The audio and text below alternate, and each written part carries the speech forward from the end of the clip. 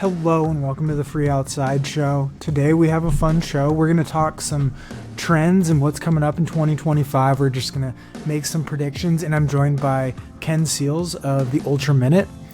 He has an Instagram, but he also has a Substack. So I recently got on Substack because I used to love writing. I guess I still do. I just don't have time between coaching athletes and trying to train for Cocodona and the Appalachian Trail record and possibly secret race in March and Bighorn 100. It's going to be a pretty easy year.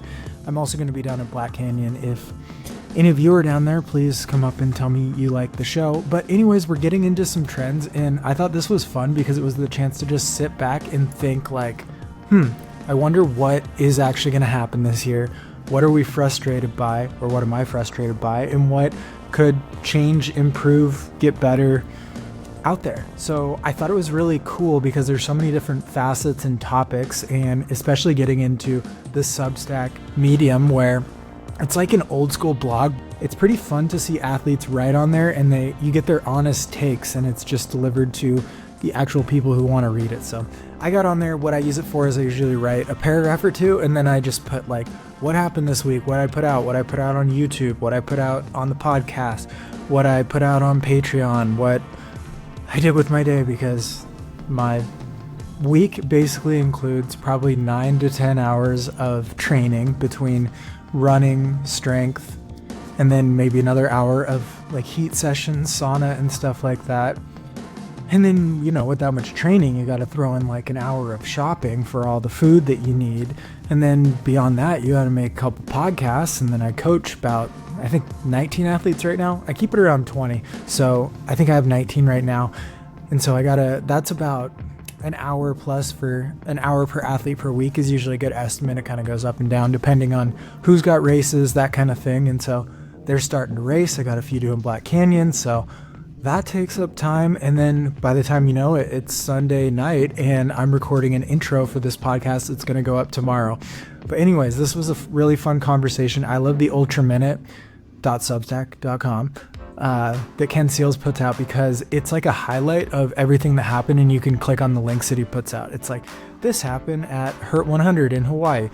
You can click on that if you're interested. If you're not, you can move to the next bullet point. It could be like, these people moved to a different sponsor. These people set an FKT.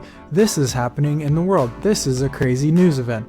But basically it's unbiased news, but you can just click wherever you want. It's almost like a headline thing. I'm actually really surprised that it hasn't been picked up by a magazine or something or outlet within the space, because he's so good at it. So I wanted to have him on. I think this might be his podcast debut. I didn't ask him, but we had a good time. So I hope you enjoy listening to this, and 5-star reviews really help. And if you write a 5-star review comment, I think it's called, on Apple, I'll read that aloud whenever I read them aloud.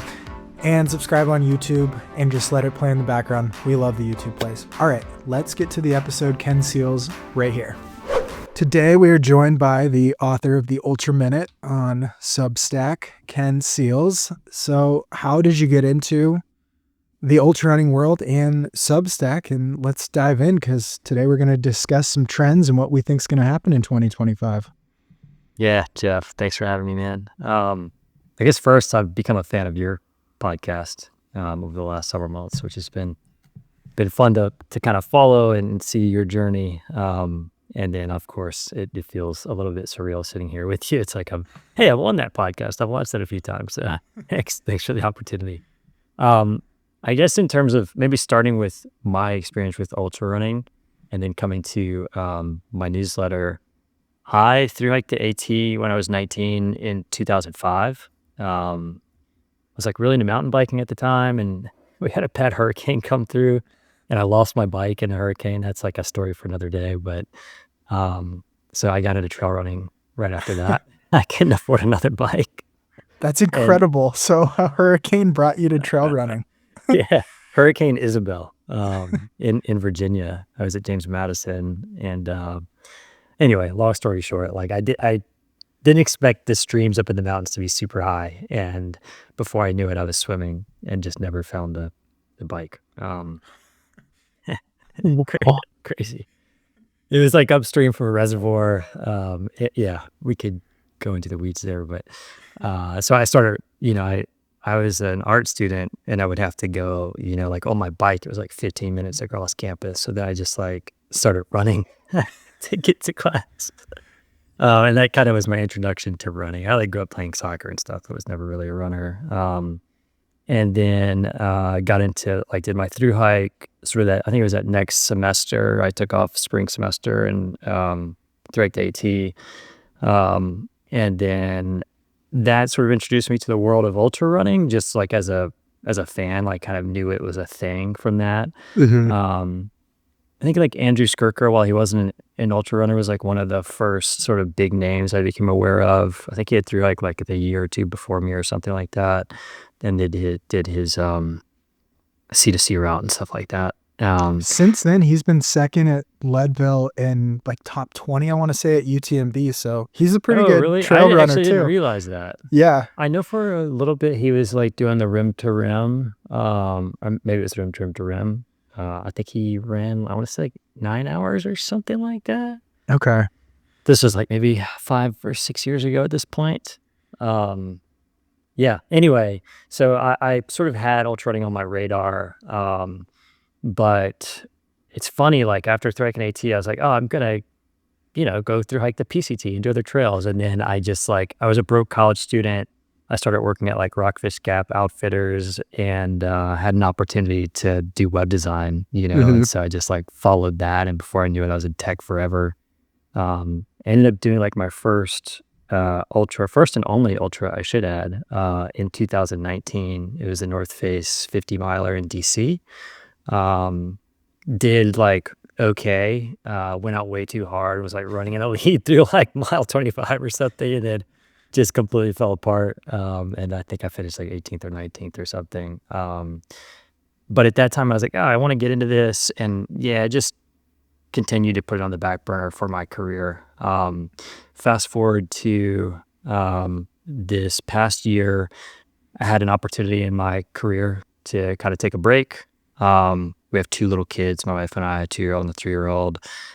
So I'm spending my time home with the boys and kind of wanted like a side project. I've always followed ultra running, just sort of like as I don't know how you would describe it, but maybe like as someone who watches like only the playoffs in football. Like that's sort of how I followed ultra running, like I only kind of watched the big races and knew the big names, but never really got into the weeds.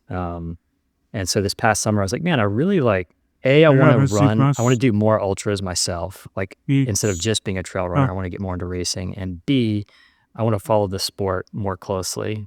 And there's a lot of great content out there, a lot of great podcasts. There's like I Run Far, Ultra Running Bag, stuff like that. But I felt like I had to jump to all these different places. And I was like, man, I just want one, as a busy dad who's like barely able to squeeze in like 30 miles a week running. I can't spend too much time following ultra running. So I want just like a quick, like 5 or 10 minute read that I could read once a week. I didn't see that out there. So I was like, well, maybe let's just try making it. So here we are. It's been like 6.5 months or something like that. And of course, now the ironic thing is I spend so much time online following ultra running. You make the 10-minute read for people by giving up hours upon hours. I'm putting in like probably 40 hours a week at this point. It's kind of insane. But I'm willing to do that because I enjoy, deep diving, and I become a much bigger fan of the sport by doing it. And it's kind of crazy. I was like, am I going to burn out with this? And maybe at some point I will, I don't know. But so far it's like every week I'm like, oh man, I just keep uncovering more and more interesting stuff and become a bigger nerd about it. But I also realized just how little I know. You know, it's like I've certainly learned so much in the last 6 months going deep. But, there are so many people, yourself included, who've been deep in the sport forever. And it's like, oh my God, I'm just scratching the surface. But to give some context for people, you posted about Francesco Pupi leaving Nike, and he acknowledged it and said, like, you're the only publication that's covered this so far. So people are noticing, and it's a really good resource. I love it because you can skim through it and decide which bullet points to go a little deeper on and click the links. and those that you don't. It's exactly serving the purpose you wanted it to, although you're the one that Yeah. doesn't get the 10-minute read. You have Right. the 40 hours of work. Yeah, that was kind of a cool little moment. It's funny because I've seen some people say like, well, not it's not like a very newsworthy item, just that he's leaving, like more so that obviously he signed with Hoka now. But um, that's kind of the cool thing or I think is cool about the Ultra Minute is like not everything has to be a headline. Mhm. It's sort of like I think it was like Finn Lansing on his podcast talking about this idea of like a ticker, like ESPN style ticker for like ultra running. And I Yeah. kind of think about like that's kind of like what the Ultra Minute is. It's like I have some headline sections where it's like each week I kind of go deep on a race or two, or some big news story like the Grand Teton FKT thing. And then I've got just like a bunch of bullet points for things that are sort of like ticker style things you might be interested in. So yeah, it's an evolving format, but that's sort of like the void it fills in the space right now, I think. Yeah, and one last thing on it is it's really cool because we've gotten where there's a lot of platforms, a lot of opinions, but it's really unbiased. It's sort of like, here's an analysis, here's where you can get more info, here's what happened, but I'm not going to tell you how to think. And I think that's so productive for the world in general of you can think, especially the Teton FKT, it's like, here's a lot of info, you can make up your own mind and go from there. And I think that's so valuable for discussions because you're giving fuel for discussions rather than forcing opinions upon people. I'm glad you said that. It's something I think about every week when I'm putting it Yeah. together. I'm like, how sort of unbiased or neutral do I want to come across here? Like, is this a place where I want to inject a little bit of opinion or personality? And so far, I think primarily because I still feel like such a beginner when it comes to understanding the sport. Um, I just feel like it's safer to be unbiased. But then also, to your point, I don't know that it should become a biased publication. Like I kind of like this idea of just sort of like, here's what's going on. You can go deeper if you want to. I'm sort of toying with as I get more confident, potentially doing more like opinion pieces that would maybe be separate, like a supporting kind of Mhm. separate post that might come out like at a different time during the week where I deep dive on a particular topic or something. But right now, just keeping up with the weekly Ultra Minute is already challenging enough, so I don't want to overcommit either. Yeah. Yeah. It's like you're the Associated Press of ultra running. Yeah, exactly. Yeah. All right. Let's dive into some 2025 points and trends. What do you got for us to start? Yeah, I love it. I've actually seen a couple other people talking about this topic as well. One comes to mind is Liam Tryon, like Aid Station Fireball, just Mhm. posted, I think it was yesterday, kind of losing track of time, but his 2025 storylines that he's watching, that's pretty good. So people should definitely check that out. The first one I've got, and it's obviously I'm biased here because I published the Ultra Minute, but I use a platform called Substack. I'm assuming most people have heard of it at this point.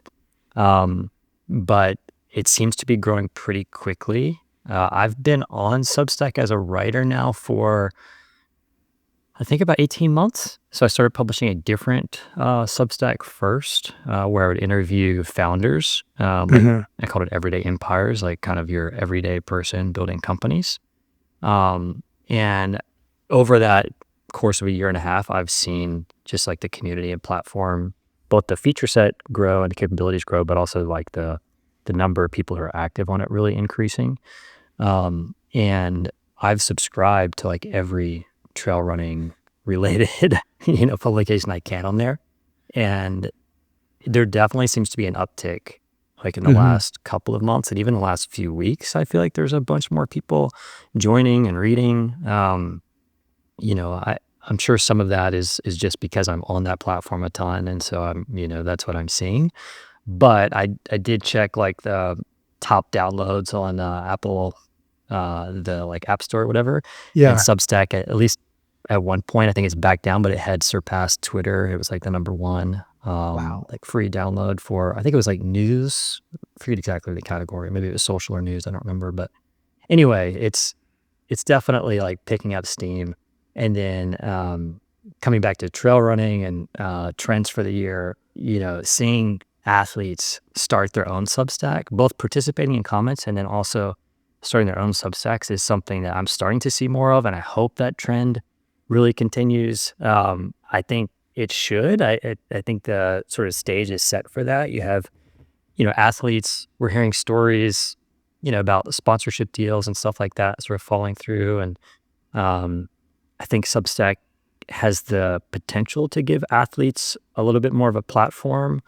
It's like anything, you have to be consistent and work at it. And even then, it's not a guaranteed success. But I think being able to have a deeper conversation with their fans is a really cool aspect of Substack. Whereas like Instagram, probably my least favorite social media platform, is just such a small like glimpse into an athlete that it's hard to build a strong connection. Whereas like the folks I'm seeing on Substack, like Caleb Olson comes to mind. He's writing about like easy runs in the mountains behind his house, in the snow. And it's like, there's no real point to the post other than like you're kind of taken on this journey. And if that was on Instagram, it's probably like a couple of really cool looking pictures and maybe a paragraph or two. But on Substack, it's, it's like short form kind of storytelling. And I feel like because of that, I kind of went on a deep dive on Caleb Olson, which I wouldn't do from an Instagram post. So it's like making me a much bigger fan of Caleb. And there's a number of athletes. He just comes to mind because he's recently started publishing on Substack. So I hope we see more athletes doing that. There's a few people that come to mind that I would love to see join Substack. Who are they? One that's top of mind is Courtney Olson, different Olson than Caleb, but I listened to an interview with her. I think it was on the Trail Network podcast. I heard one with Dylan Bowman with her on Free Trail, I think. Okay, I don't think I've heard that one yet. But they're going into like kind of what went on with her sponsorship and with Hoka. And the podcast interview was really interesting, but she just seemed like a great personality to be transparent and share what she's seeing in the sport. I just think she would build a really great platform. I have no idea if she's interested in writing or anything like that. It just struck me as like, man, if she had a Substack, I bet it would be fire. Like I would definitely be into that. So yeah, hopefully we'll see more folks joining. I think the stars are aligned.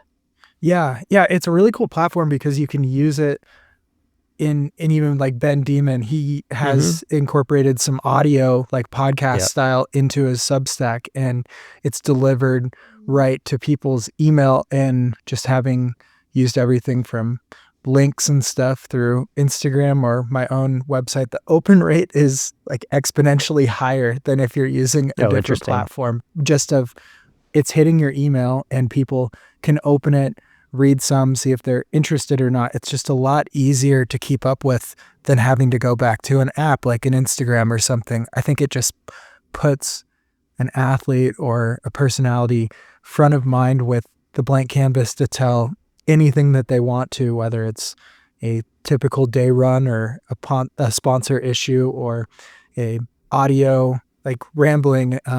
So it's really fun. And one of my favorites is actually Amelia Boone has some really good articles on there that she's basically been at the top of the mountain and then is on the backside of her career too now. And it's really interesting to get such raw emotion. I think she wrote an article or maybe was interviewed for Outside a few years ago, but that's like one off. You get one article is about like eating disorder, but then it's kind of done. Versus the Substack, she doesn't have to depend on outside editors to approve it. She can just tell what she wants to tell the next week or whenever she wants. So I think that is really cool in building both fandom, but also connection, rooting for people. And I think it levels up the sport too, where we know Caleb Olson more than finishing top 10 at Western.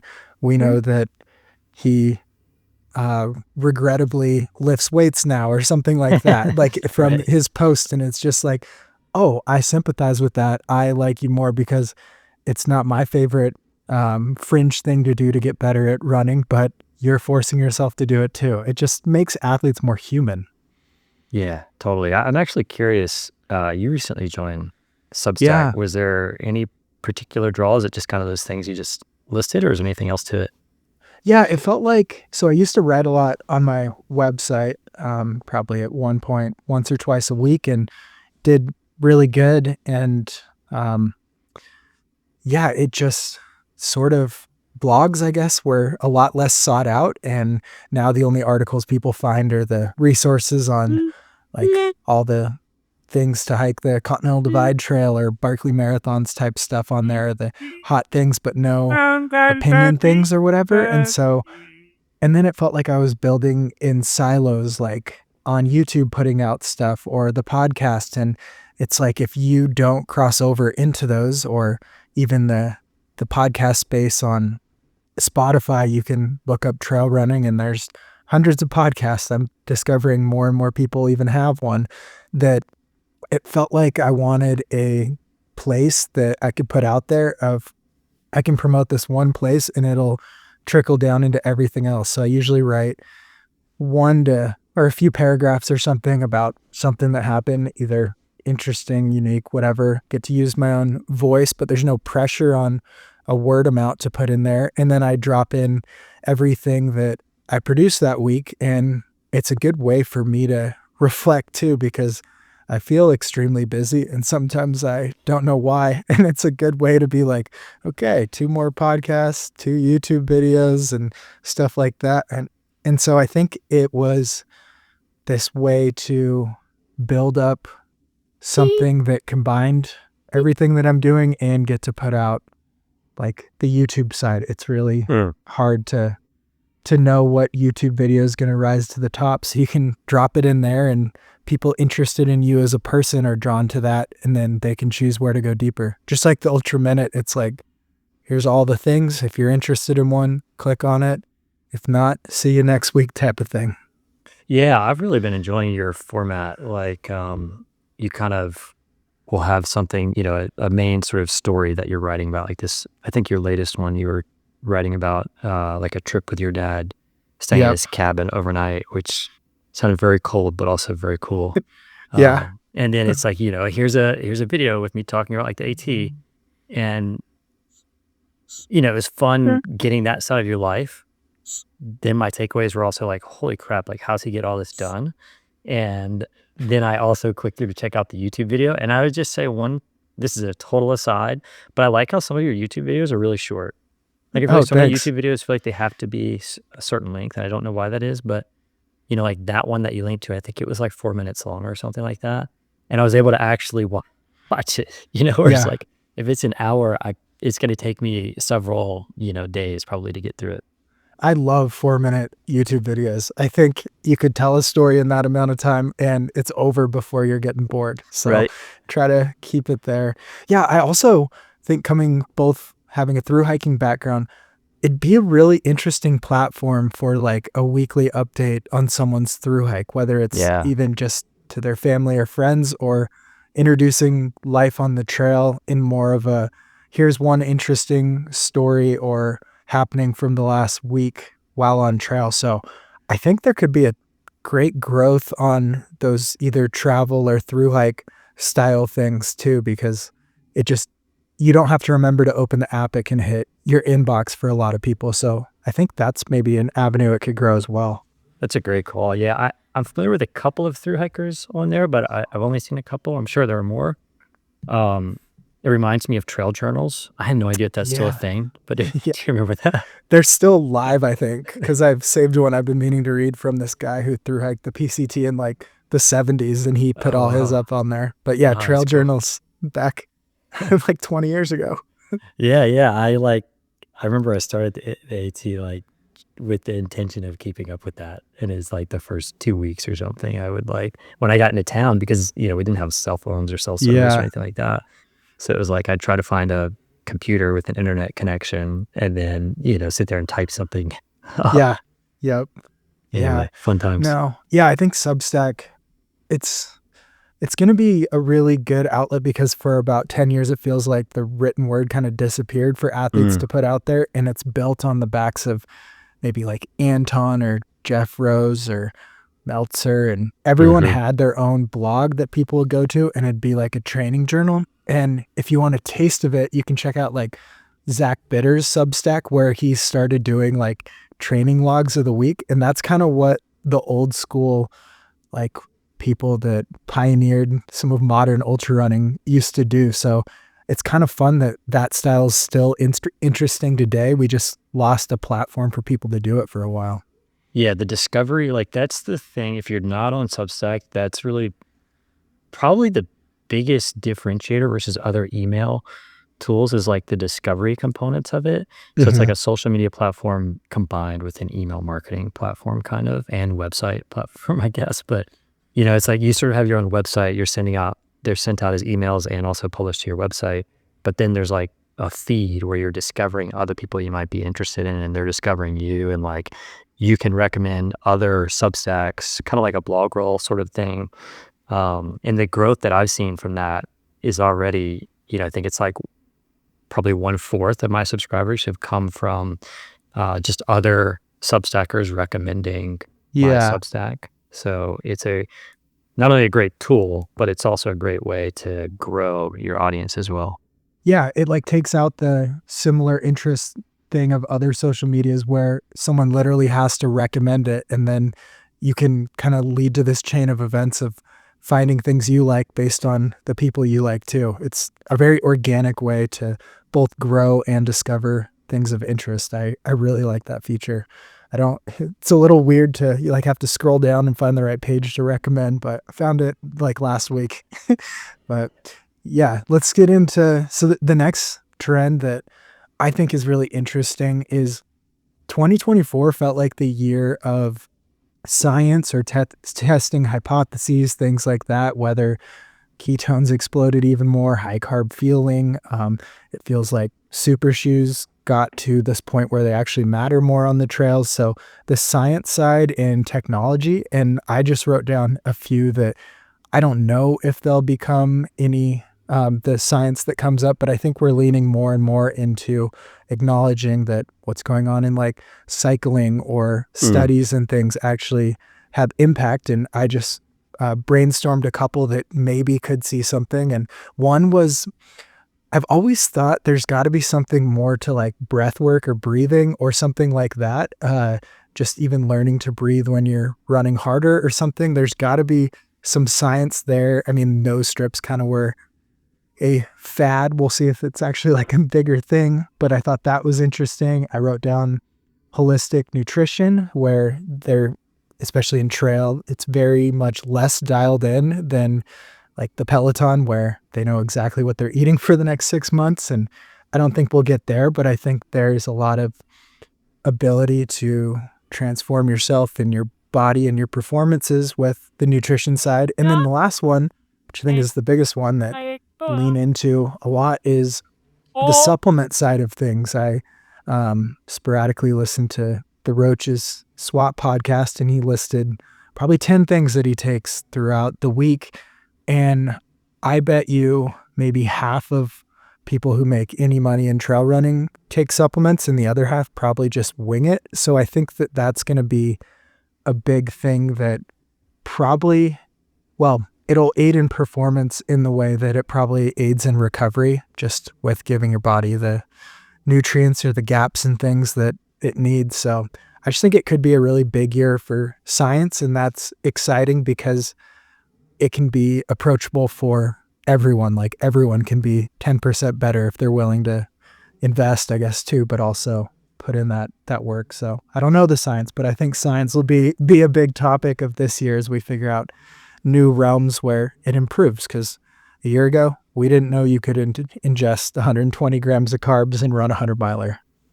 Yeah, it's funny. I think it was Rod Farber that posted, it was like a sponsored type post, I think, but I didn't actually know the brand offhand that it was, but it was about heat training. And I know David Roach has, talked about heat training quite a bit. You've talked about it as well in some of your podcasts. And it was like some kind of tool, I guess, he's using to like monitor his exact body temperature. So like that, I feel like maybe the next step is people getting like really dialed into exactly like how to do heat training. And yeah, it's interesting, like the comparison to cycling. Do you think it will just like, is it as simple as a sport just basically follows whatever cycling is doing 5 or 10 years ago, and it's like, just do that and don't think too hard about it? Or is it like you're also trying to experiment with as many other things as you can? Yeah, I think with taking care of your body and like output levels and racing, I think a lot comes from cycling, because what they demand of their bodies, sorry, ultra runners, it's like drastically more than runners because you can't handle the same volume running as you can cycling a week. So they're putting in a full work week basically of training because the pounding and the work on their body is so much more mitigated just because they're not running and getting 3 times the force every time they push off the ground.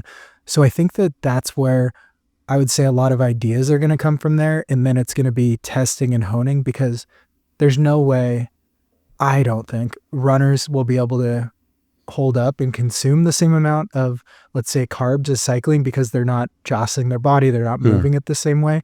But it probably does show that you could go higher on how many carbs, or even the visuals of like the Tour de France taking a recovery shake like immediately before they basically even unclip the pedals of some of these things we haven't thought about. Like you get done with your run, you mess around a little, you look at your Strava, and then maybe eventually take a shake. Like I think all these little science things could show to help in that recovery realm, which I think is the most underrated part of running and performing, especially for pros, is the better you can recover, the better workout you can have the next day. And a lot of people talk about stacking bricks. Your bricks are stronger if every workout's just 1% better because of that recovery. So I'm really excited about that aspect because to tie it into the first trend of more long form content, either YouTube or Substack or podcast, is people are sharing more what helps. And it's a lot easier to cut through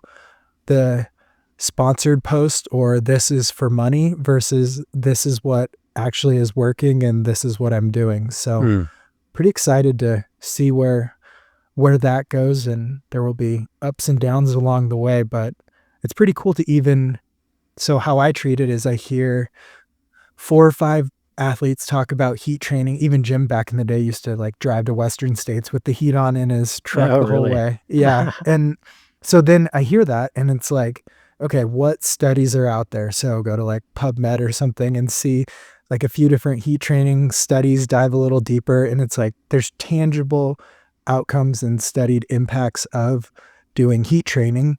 Of course, every study has a protocol, so it's like maybe twice a week or whatever for a certain amount of time. So we don't know the perfect amount, but it's fun to be like, okay, there's something here. It leads to these tangible benefits. Now we just got to hone it into what the optimal amount of thing. And my brain loves that kind of puzzle. Yeah. Not to keep coming back to cycling, but as you're describing this, something I'm thinking about is with cycling, you have this like different team structure. Mm-hmm. And correct me if I'm wrong, but like my understanding is the teams basically have like a team doctor or like team scientist or whatever that Masseuse. Yeah. yeah, Everyone. like the whole 9 yards, right? But it's Yeah. like so much of it is prescribed by the team, whereas Mhm. in ultra running, at least to my knowledge, that doesn't really happen, right? It's like you're kind of on your own. You're supported in other ways from like your sponsor, but not in the way that like a cycling team kind of has all these experts to, you know, help you with your training and your nutrition and, you know, all the various things that you're doing. So Is that, this yeah. has actually started changing. So athletes have asked for um, allowances, I guess, or money reimbursements in their contracts for things like body work is a really common one lately. A coach stipend has been in there for quite a while, but that's definitely been tied to the sport for longer.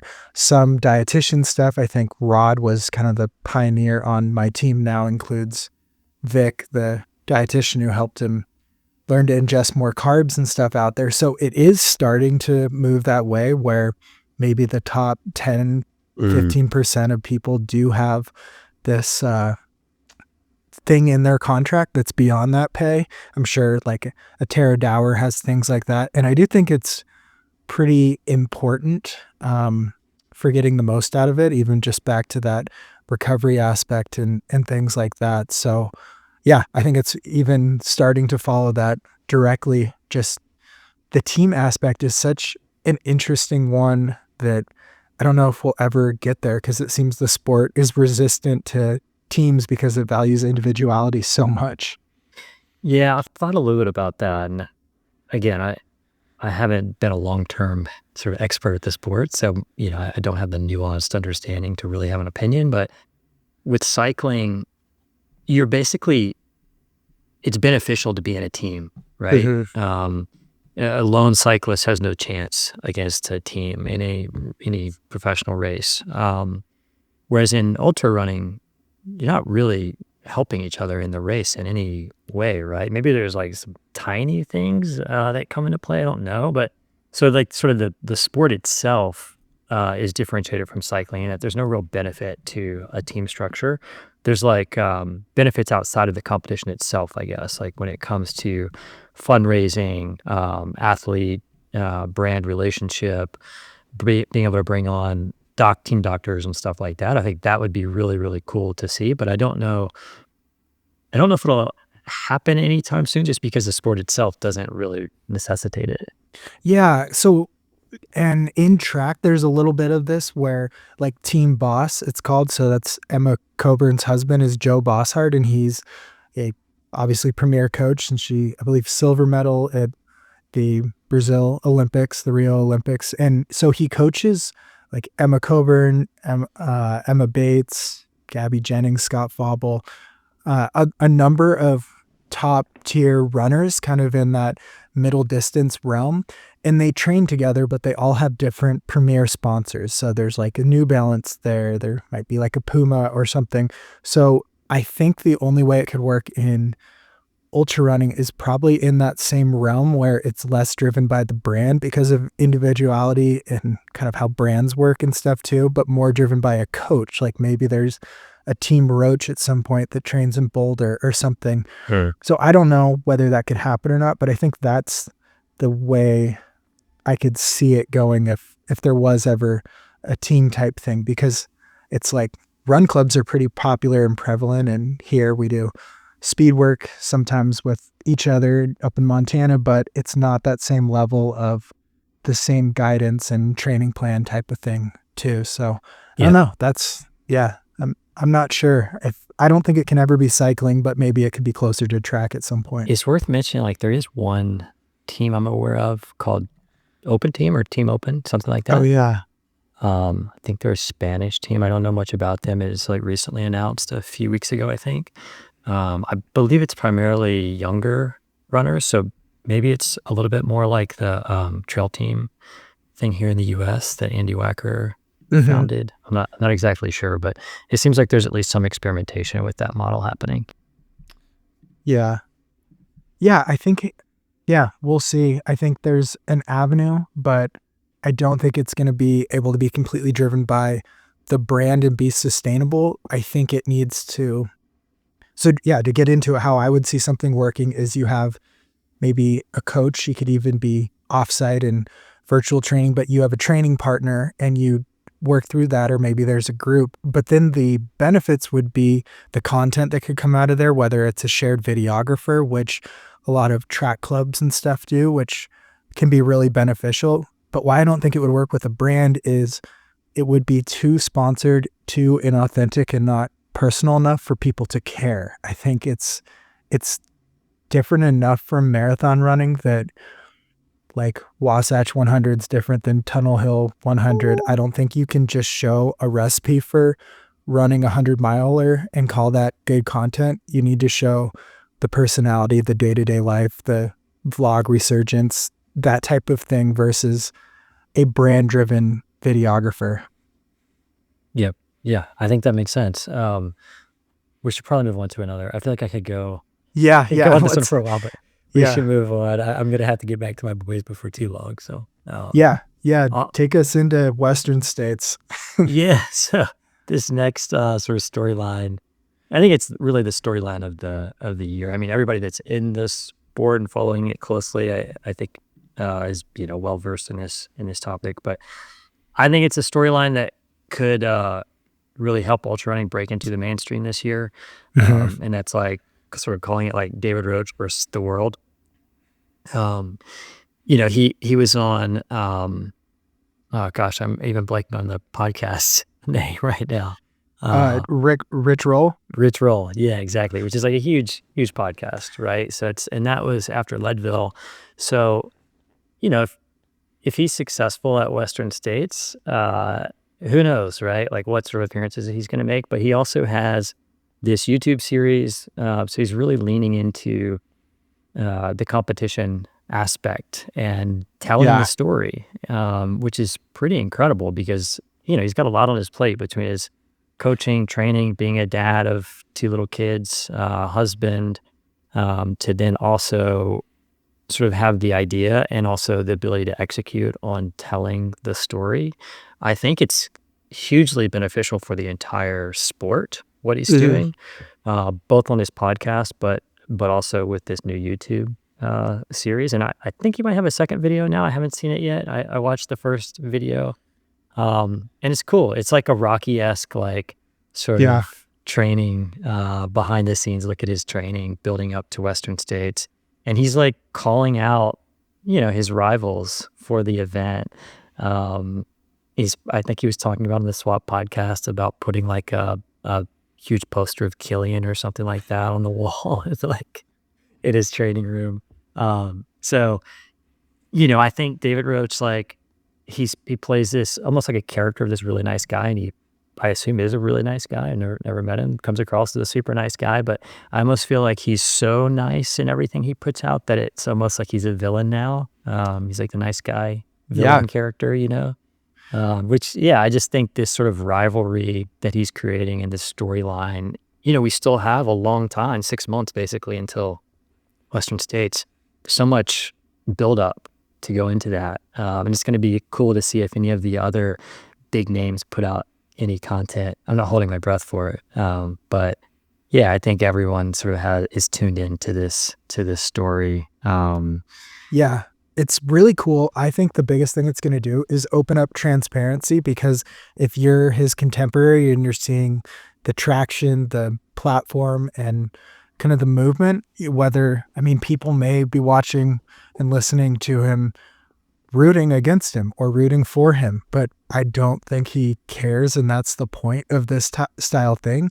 That I think the best thing it's going to do is open up that this is a valid avenue to show what goes into these things, to have people care about you, and to broaden it a little. One I would love to see something like this about would be Hayden Hawks. I think that guy is such a competitor, and just seeing what goes into having that mindset, like being that fast, how you structure things, cross training, why now he bikes a little bit more, like all these little things that just show the depth of the person. And then he's also a dad too. I think I'm just rooting that it opens up or puts pressure on people to put more out there, whether it's even just all their runs on Strava or going a little deeper on Substack or YouTube or something. That's what I'm hoping it inspires, because we're watching, we're drawn to, and we're almost addicted to this guy who's never even run Western States, Right. versus like there's other people in the race who've won it that's like, oh, I'd love to see how they're approaching it, because they know the race too. Yeah, totally. I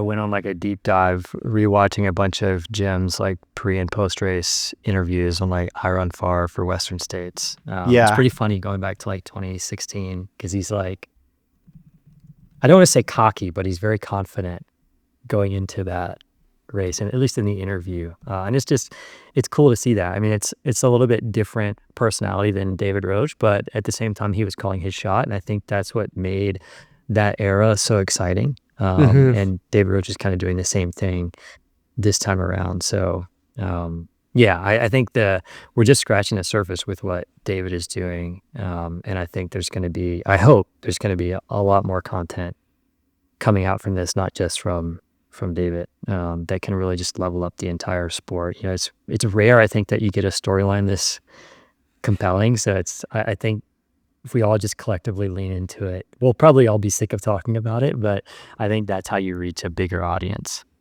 Totally. Yeah, it's going to bring up the sport, especially if more content can be around Western states, and we can kind of tie this into the privateer style, which I think involves both videographers and athletes of like individual, or he has Cody something, I think Cody Bear or something, filming his, who is a freelancer. And I think that's the avenue where we're going to get the most compelling content, where it's not so much brought to you by Ultra or something like that. It's more, here is someone literally capturing the essence of the race with zero ties externally. And that's why Unbreakable's so good, that movie from 15 years ago, because the essence of the race was captured. Gaps were filled in with interview, but there was no motive or like ulterior motive, I guess, in a film like that. So that's what's going to be the best film to come out of this. All the brands looking to capitalize on the competition, it'll be fine. But when you have something out there that is just what a creator sees, wants to make, and comes up with, that's going to be the cool thing that we get, no matter how this goes. Yeah, I hope so. It's funny, coming into this conversation with you, I was kind of thinking about like hot takes for the year, and thinking about Western states. It'd be so cool if there was like, I think it'd be cool, but it also could be really bad if there was like a Netflix, like F1 style Drive to Survive like series around like Western states, like the journey of all the competitors getting there, almost like an Unbreakable, but modernized and in that style. It'd be so fun, even if it's just like 20-minute episodes, which I think is the most you could hold for runners' day-to-day lives, which I think is very regimented and boring. But I think it could be really fun and interesting just to see what I hope are differences in their styles, although they probably are very similar in what they're doing. I was just thinking, with you, the main audience for this type of thing is runners.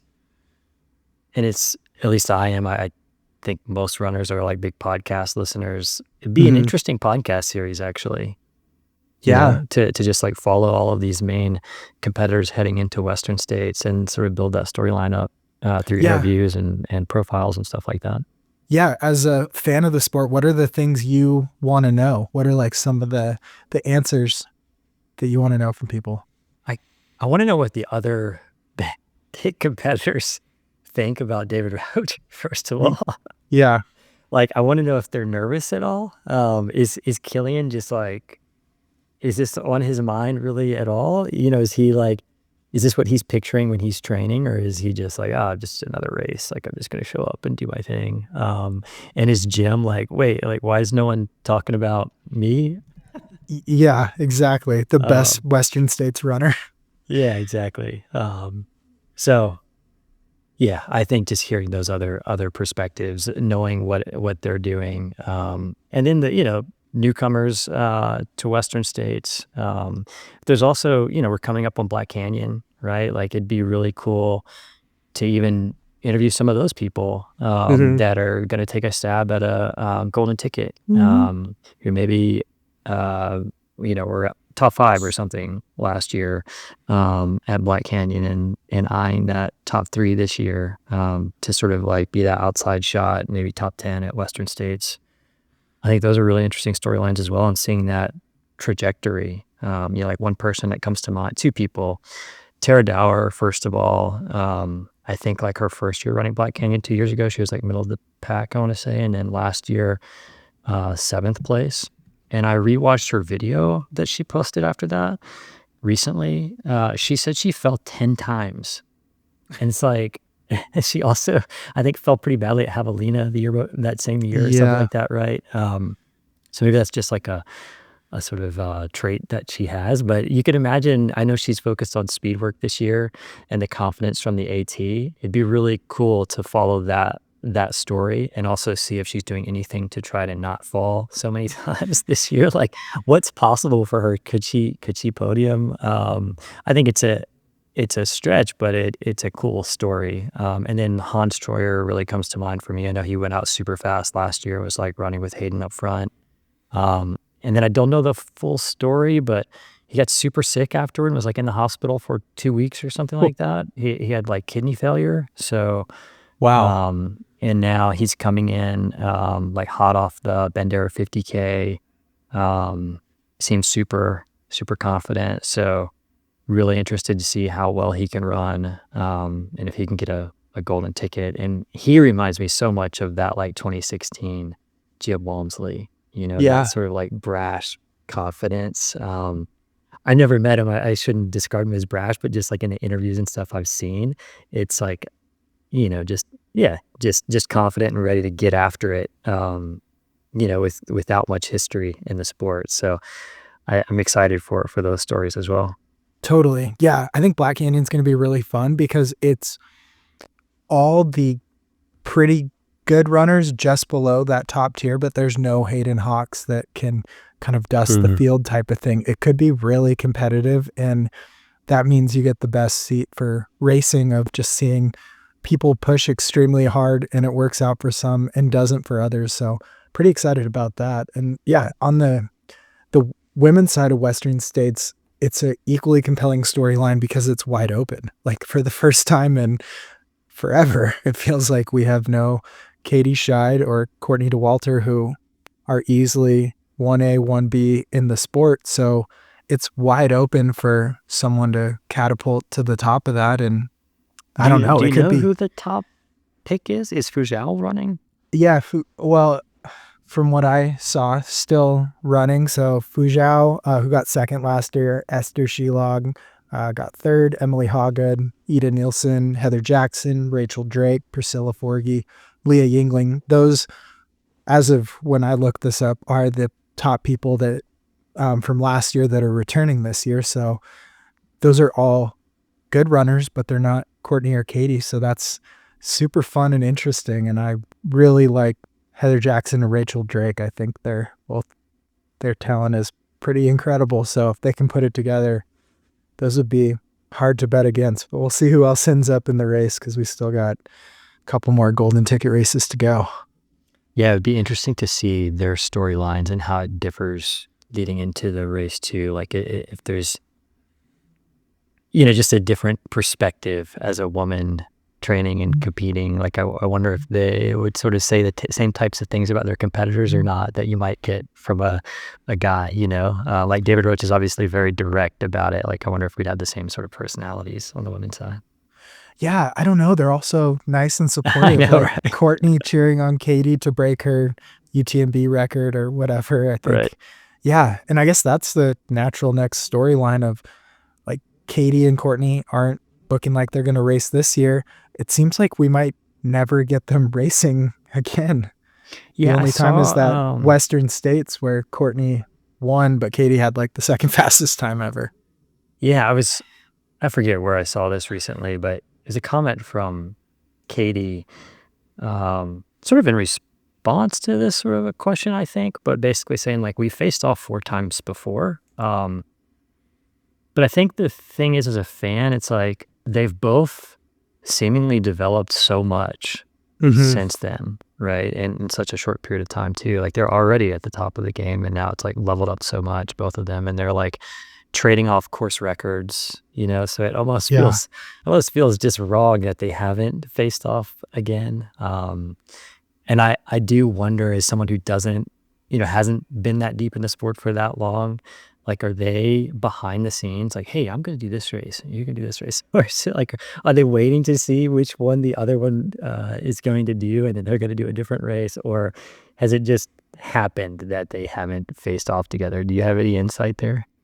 No insight. No, it's really tricky with how many just avenues there are from like Mount Fuji. Courtney did that last year. It's a pretty iconic race, just not in this part of the world. Yeah. And there's so many different places where it's competitive. Like the whole UTMB side is totally separate from the Western States side of qualifying and racing that. So that's a little bit tricky, I think, and why it's so special that we get to have so much competition at Western on the men's side and the women's side, but just maybe missing the goat of the sport on the women's side, that I think it's going to be a tricky thing to handle the next few years, because I think athletes will get to pick and choose where they race because it may aid them in their performance and their career and sponsorship. Like if you can win like Tarawera because it's a lighter competition field based on other people's schedules, that could catapult you into an upper echelon of like a contractor with a brand by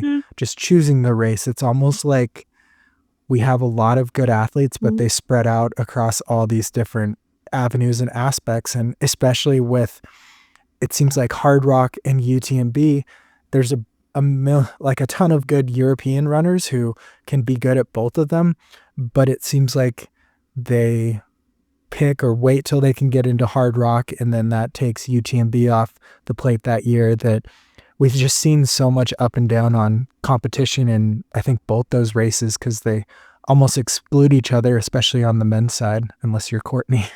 Yeah, right. Yeah, that's an interesting point. I mean, it definitely, I'm sure it's just like happenstance. It's just coincidental that they haven't lined up. But definitely as a fan, like this going into this year, I was like, man, I really hope I'm sure I'm not the only one, but I really hope they face off. That being said, they're going after some cool stuff, and like Courtney doing Cocodona, that's going to be really, really exciting, I think, to see. And is she going to lean more into the long distance again? I think this is her first 200 since like 2020 or something like that. Since a backyard, and then before that, I think it might have been Moab, or Tahoe maybe. She's done Tahoe, both those. I think, yeah. Yeah, but yeah, on that topic, I'd love to hear your thoughts on, it seems like races in the distance are getting longer and longer. Like now we have the Arizona Monster 300 miler, Cocodona 250, all the other 200 seem to have a wait list. As like a fan, putting your fan hat on, what do you think of the longer and longer stuff, and does it feel competitive just in a different way, or is it just sort of a side note to the sport?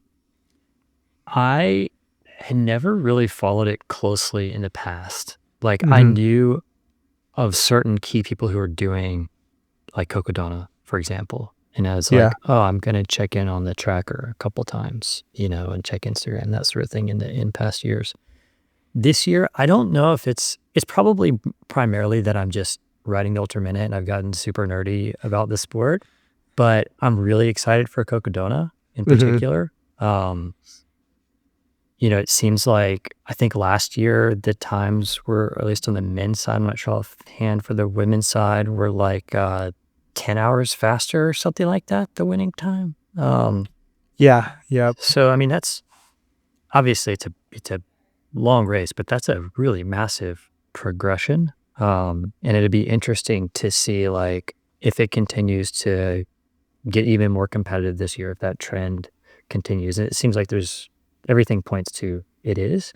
As a fan, it's interesting because you get to follow it for several days, Yeah. Whereas Western states, right? It's it's a one-day kind of event, so it reminds me a little bit of kind of what you get in cycling with like stage racing, kind of. Where you sort of have these storylines that are developing and highs and lows throughout the race, and it's like people can come back. I mean, there's so much that can happen, and you can have, at least right now at that distance, you can have people who maybe aren't super fast at 100, but for whatever reason are better at a longer distance. And so you get these different personalities at the top end of the field. I think too, it seems a lot more open in terms of people figuring out the proper strategy, whereas like Western states and UTMB, they're so dialed, that there aren't a whole lot of storylines there anymore. Maybe that will change, but it's like the Wild West a little bit still. At the longer distances, I know like Joe Stringbeam McConaughey sort of, I think, brought a lot of efficiencies when he won Cocodona a couple of years ago. That seemed to level up the competition. So yeah, it'll just be cool to see. Certainly as a fan, I'm really pumped up for it. And then from a history perspective, I was like listening to I think it's called like History of Ultrarunning, but a friend of mine like Remo Spagnol and Zach Bitter has also mentioned this guy Davy Crockett, It Yeah. wasn't on my radar until recently. And basically, it's like a historian of ultra running. But I think it was Zach Bitter had a podcast with them. Anyway, apparently, like the 6-day distance was like the original sort of ultra running distance. I didn't know this. Yeah, one of my first podcasts was on like pedestrianism, and there were like 10, 20, $50,000 awards, and they It's would just crazy. walk around like Madison Square Garden Right. would like sell out, and they'd just It's walk. so wild. Yeah. Apparently, there were like people, like doing some pretty crappy things to like competitors, Y- Oh yeah, it was big money. That was like Yeah. one of the top sports in the country for a Like, while. I think I want to say it's like a story of someone being poisoned, like some Hmm. crazy stuff. So yeah, I mean, everything comes full circle. So maybe it's like we're just on our way back to 6-day becoming the next hot thing. Yeah, yeah, maybe we'll see. All right, let's finish up with hot takes or thoughts on what you think's gonna happen this year. Yeah, could go a lot of different directions with this one. Maybe it's worth like chatting about. I feel like I have maybe like a performance oriented hot take, and then also, yeah, kind of like a non-racing hot take. Maybe I'll start with the non-racing one just because it's like a little less hot takey. But um, just thinking about trends that I'm seeing on the sort of apparel and shoe side of trail and ultra running, and I think we're already starting to see this with some of the brands, but I think it'll become even more important. Just the concepts of like durability and longevity of products and like sustainability, instead of these things just being surface level marketing bullet points. I Yeah, think I think we're going to see brands who are truly leaning into these things as part of their DNA. And it's like everything they produce from the ground up has these principles in mind. And I think the brands who don't are going to start to fall like out of vogue, which I think would be a yeah, very good thing. At least I hope that happens. yeah, I'm curious, yeah, if you're seeing anything like that or your thoughts on that too. yeah. I think everything is going more mission driven, or everyone can have their calling card or their point and what they want to stand for. So even with Francesco Pupi standing up against Nike and changing sponsors, but I think that's goes into kind of one of my hot takes is athletes are going to start using their voice. So they're developing a lot of their platform prior to getting incorporated with a big brand. And I think that makes them more, I don't know, content or feel more secure sharing their thoughts, what they care about, pushing for something, whether it's even the Teton FKT an athlete sharing their opinion, putting their voice out there, or Tara Dower's work for aid for the Hurricane Helene areas. I think we're going to see a lot more of that, and I think it's really good because it'll add personality and depth to athletes, and they can inspire change or at the very least educate people. I mean, even last week I did a podcast on the California wildfires, very unrelated to trail running, but it's something I spend a lot of time out there and care about. I think that this is a really healthy moment where it can grow. And I think we're going to see more athletes lean into that. And I would encourage them to as well, because that adds this depth, this mission, and this passion that extends far beyond when you're running your best. And I think that's going to be a huge thing that's going to start to come out of more interviews, more media, and more everything over the coming years. Yeah, I love that. I hope we do see that. With Tara, it was pretty incredible. I think she raised like $100,000 for Girls Who Run. I think Yeah. half looked like her sponsor Ultra matched it, I believe. Yeah. And then at the end, she sold some like carvings or merch or things that gave back to the victims of the hurricane that decimated the Appalachian Trail. That's still closed through that area. So the ability to put out, because she'll put out YouTube or something, but also have an action item of support this by going here too, I think is really powerful. Yeah, like Anton, I think like Sally McRae, they did Hmm. like a festival in North Carolina fundraising as well for the hurricane. Cool. Yeah. Okay, my like performance oriented hot take. I don't know what I'm talking about. So this doesn't have that much weight, but it's more just, I think it'd be good for the sport, and just be really exciting to see. I'm going to go ahead and say David Roach goes like 3 for 3 at the 100-mile distance, wins Western States, goes on all the big podcasts, TV shows, and ultrarunning goes mainstream. That's my Wow. 2025 There hot you go. Well, I mean, my last one is right in line with that. I think with more media, more professionalized media, it's going to be less of people interviewing athletes and more people putting out somewhat ridiculous hot takes like course records being broken, because we're going to be at that, big enough level where that gets the clicks. That's what people want to hear, or that's what people don't want to hear, but they're going to listen either way. I think it's just going to get pretty wild with almost this incentive to go against the grain or something like that of what everyone else is thinking. And I think we're going to get some radical takes, some radical thoughts and things. And I think that that's going to be fun. It's also going to be creating a lot more emotion within the sport of like, what an idiot, he thought this or something. But I think that's where it needs to go. There's not that much opinion, kind of going along with the first take in the sport right now, that I think it is okay to share what you think's going to happen and see if it happens. And, you eat it if you're wrong or you celebrate if you're right. But I think the forecasts, or even like the fantasy free trail, or guessing how things are going to go, I think that's just going to explode, because you got to have a take these days. It's 2025. Yeah, piggybacking on that, I'll throw in one more. Is this the year that we get like actual betting on trail running? It gets picked up by Vegas. Wow, that'd be scary. I don't think people are making quite enough to be too incentivized to Is it make good that or a little bad for too the sport? shady. I actually don't know. I don't know. I think the fantasy side is good, but also a lot of coaches and stuff are hesitant to pick on all that, because it just feels like you're picking against or for your athlete. And if you're coaching them, it just feels a little strange. Yeah.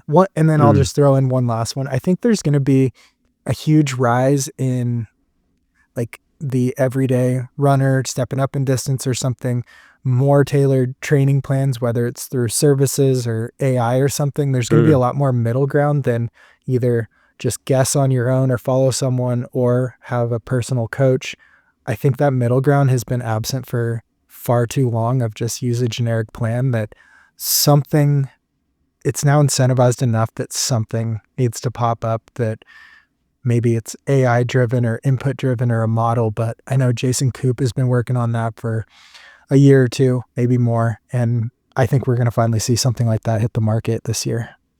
Yeah, I think you're absolutely right. I'm wondering if it's going to be like a more general product, like a ChatGPT that just gets good enough that it actually can do something specific like that, or if it's going to be a specific product or trained model specifically for trail and ultra running. Probably the latter, but at the same time, like the general models are also getting so good Yeah. that if you extrapolate that out long enough, it seems like that's the future versus all of these smaller models. I'm not sure. Yeah. I'll throw in one last little tidbit that people might like. I think we're going to see a return to heart rate based running for elites. I think it disappeared. It was rate of perceived exertion, which you run by feel. But David Roach talking about keeping his heart rate in a certain zone. I know other athletes train with it. Now I use the Coros arm monitor just in workouts, so you can make sure you're hitting your top end heart rates where you want to. I think we're going to see that kind of combined with some of the science of the more data you have to use, the more you can tailor your training and see how your body's recovering and performing. That I think we're going to get back more into that and leave behind some of the people that are talking about how the good old days, you just like chug a beer, smoke a cigarette, run harder. And now people are going to want to have all the information they can. And I don't think the mid pack or even kind of back of the front pack needs to do that. But I think it's going to start being that 1% differentiator at the top. Yeah, I'm actually surprised that it's not already. Just, from the content that I've heard. Yeah. There's more and more science. So I think the more and more input variables you have to apply to that science, the better it's going to be. Even things like when you're doing heat training, monitoring your heart rate in there so you're not overtaxing your body to impact tomorrow's session. I think things like that, these fringe things that you just use your body's metrics to take care of itself are probably going to start rising to the top. So we'll see. So do you think Katie Scheide's going to win Hard Rock? Courtney's going to win Cocodona? What do you think of the golden two at the top? It's hard to bet against either of them. I'd say Courtney seems like more of a wild card at Cocodona to me than Katie does at Hard Rock. Just because it has been so long since Courtney's done a 200 and that game has changed so much, but I wouldn't bet against her. Will Courtney beat me? I don't know. How do you think you'll do? I mean, I'm just so biased. I can't remove the biasness. You have to go in with self-confidence, but she's just so good at self-regulating exertion level that helps so much in 100, but it helps 2.5 times more in a 250. Do you have a poster of Courtney in your home gym? No, I'm expecting you to send one to me. Yeah, okay. Well, I have to make that happen. That'd be amazing. Cool. Yeah. Well, thanks for jumping on. So so the Ultra Minute, and then when does it come out, and how do we follow along? Yeah, it's just ultraminute.substack.com. I actually bought the domain, theultraminute.com, but I haven't set it up yet. Nice. But if you just Google the Ultra Minute, you'll find it. I'm also on Instagram, the Ultra Minute. That's relatively recent, but I've been growing there as well. And then it comes out once a week. It started on Mondays, and then it went to Tuesdays, and then Wednesdays and Thursdays, and now it's been Fridays. So I haven't nailed down a day of the week yet. Part of that, it's primarily just because life is crazy with my kids right now, but and so I sort of do this at night. And then it's partly because it's kind of interesting to see the data and sort of see how it changes what I write based on when it comes out. I thought initially Mondays were best because it was like right after certain races, or every race basically. But there's a lot of running content that comes out at the same time that's pretty similar. And I found that it was more difficult to do the type of content that I wanted to do at the beginning of the week. So I feel like the editions are better when they come out later in the week. So I'm trending toward like Thursday, Friday versus earlier in the week. But we'll see. Yeah, but it's a weekly email. Yeah, and I think that a lot of races, sometimes the results and things aren't out there until Monday or Tuesday, so you can't work with that if you're trying to put something out on Monday. Yeah, definitely. Like when I was doing Mondays, trying to get results that you can trust, like, I'd look in a couple different places. I'm like, wait, this is not matching up. Like, and then I'm trying to DM people and like, hey, is this what happened? And it was just so time consuming, and I didn't have enough confidence to put it out. And the other benefit to waiting is that most athletes will write like on Instagram about their race. And so it's like, that gives me, more perspective to share. And then it gives me time to DM people and hear back from them as well. That's sort of something I've started doing like in the last couple of months, is like, DMing top three, and sort of getting their take, trying to factor that in and find a good storyline and hook. And now I'm starting to DM people ahead of races. So sort of starting to get like their perspective going in and just evolving over time.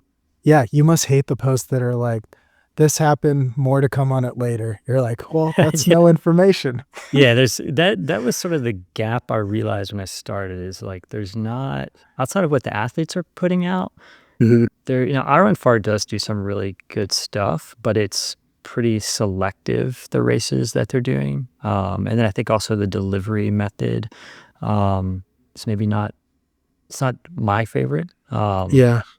So I thought there was room there as well. But I actually, I link to IronFar all the time. Like, hey, if you want to go deeper on this particular race, they have a really great write-up. And my take is, I can't, ultrarunning and ultrarunning mag and IronFar kind of try to cover a lot with their roundups.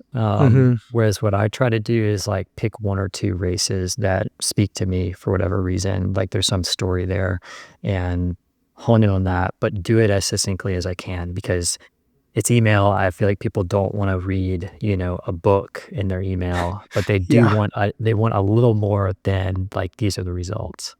totally. Yeah. Well, thanks for joining. This was awesome. Yeah, this is super fun, man. I really appreciate the opportunity. Could be fun to do it again sometime. Totally.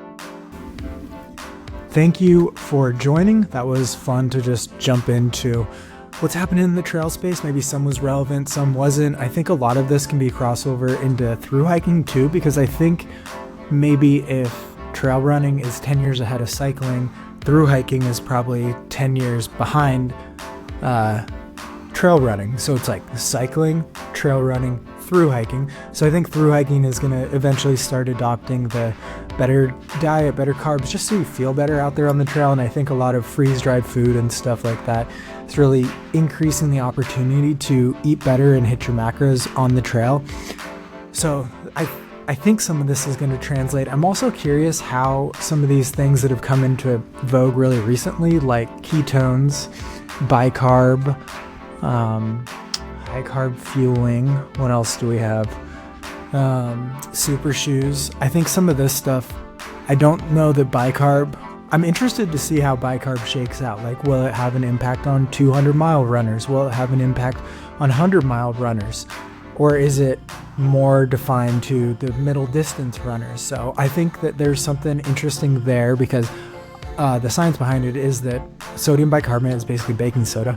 It provides a base in your body that neutralizes the lactic acid, or lactate, I think is what we're supposed to call it now. But it neutralizes it so your body can produce the same amount without the same burning in your legs. Like if you're climbing a hill really hard, you feel that burning in your legs. Sodium bicarbonate, which right now a couple different companies, I don't want to name them because I forgot the name of the second one, but a couple different companies have pretty good ones out. I've tried them. They work in interval workouts. I haven't tried them in something longer. So curious about that. So this was a science heavy episode. Speaking of science, just kidding, this doesn't relate. But the sponsor of our show is johnji.com. So I love their stuff. I'm actually wearing their pants right now if you're watching. I didn't even know I was going to do this ad at this point, but here I am doing it. So I am wearing their pants, but I was going on their sale page and they have fleece lined tights on sale for looks like 10% off. They have merino wool half zip hoodies. Those are looks like 20% off. So that's a pretty good deal. They have multiple tights. They have beanies. Beanies are almost half off. Yeah, I really like a number of their things. Transit Tech pants are great. The merino